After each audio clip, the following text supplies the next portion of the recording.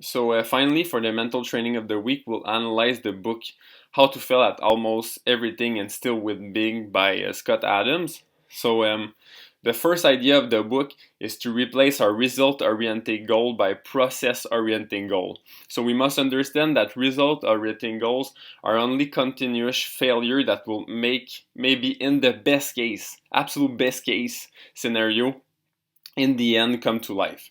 Process-oriented goals, in the other hand, allow us to succeed every time we execute the process accordingly. So, because we control all the variables, we have much more power on the process goal. So our mission then is to use those process goals to build enough trust in what we are doing to come at a point where we know that placing our focus on what we must do right now is the only thing that matters, because external rewards are most likely to happen if we do just that anyway.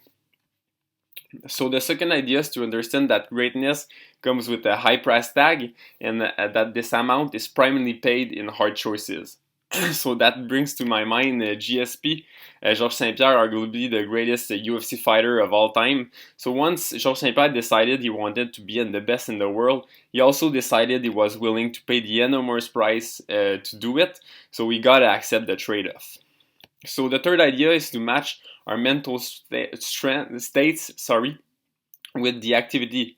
So knowing ourselves enough to understand that um, the right state of mind we need to be in order to perform at our best, and then doing the effort to place the right discipline in place so we are able to reach that state of mind when it's time to perform.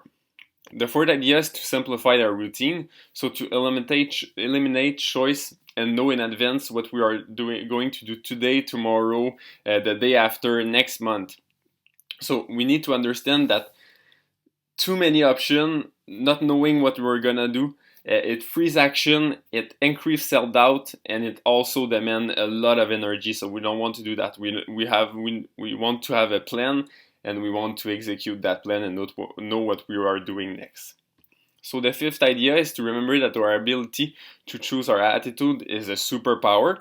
So Scott Adams, he tells us, so I quote Scott Adams, positivity is far more than a mental preference. It changes your brain, literally, and it changes the people around you. It's the nearest thing we have to magic. So the last idea is to realize that someone needs to be the greatest in the world.